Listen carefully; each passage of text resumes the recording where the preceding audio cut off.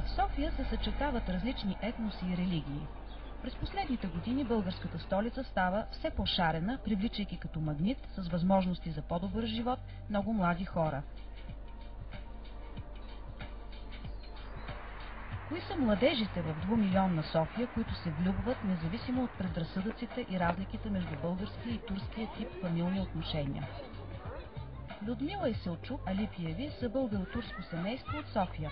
Селчук е роден в Разград, следвал Софийския университет, срещнал любовта на живота си – Люси, която е родом от Правец.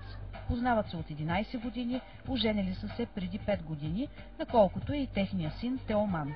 Вкъщи говорят на български език.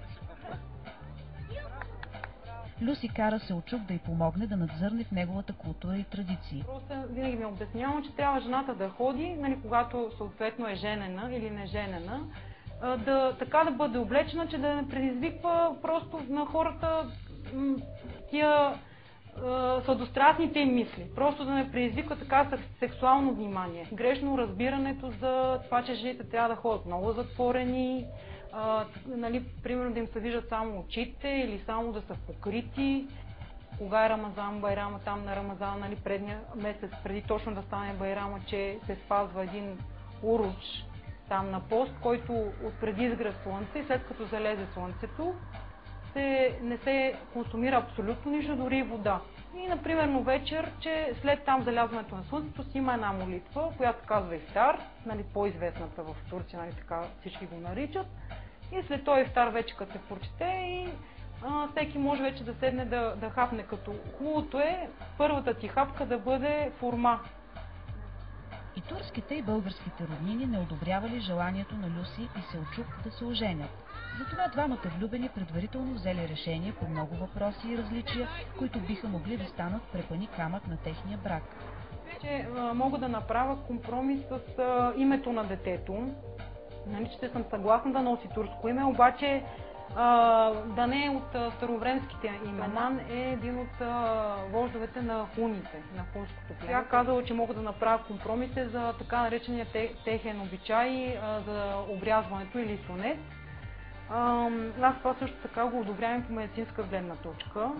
Родителите на Люси в началото имали предразсъдъци към връзката й, но ги преодолели.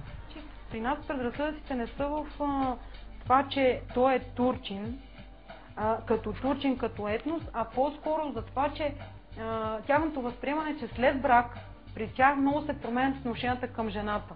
Че я затварят. Със сигурност почти бях убедена, че при мен няма да се случи така. Люси смята, че турското семейство се намесва и понякога успява да въздейства върху младите от различен етнос, споделя за случаи, когато влюбени от различен етнос се пречупват и се разделят.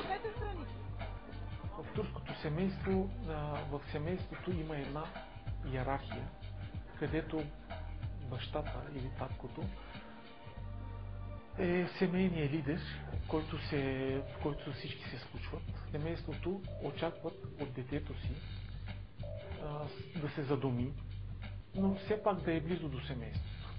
Те го подкрепят за това нещо и морално, и финансово го подкрепят в това негово начинание. Докато в българското семейство след определена възраст, след 18-20 годишна възраст, семейството иска или даже настоява детето да се отдели от семейството, само да се бори в живота. Това планирано семейство, единственото неизвестно е каква ще бъде религията на техния син Теоман. Значи, като баща бих желал да последва моята религия, но след известна възраст, нали, като навърши 18 години, той си има право да си избере своя път, за което аз няма да му преча. Да, той е мой наследник, той е продължение на моя род, на моята кръв.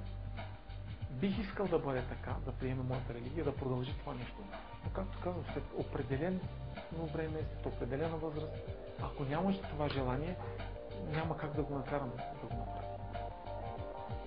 Просто ако го накарам нещо да прави на сила, то няма да е хубаво. То може би няма да е човешко възможността му да консумира и от двата етноса, и от двете религии, и от двете държави, мисля, че ще го направи по-щастлив, по-отворен, човек с по-широк мироглед.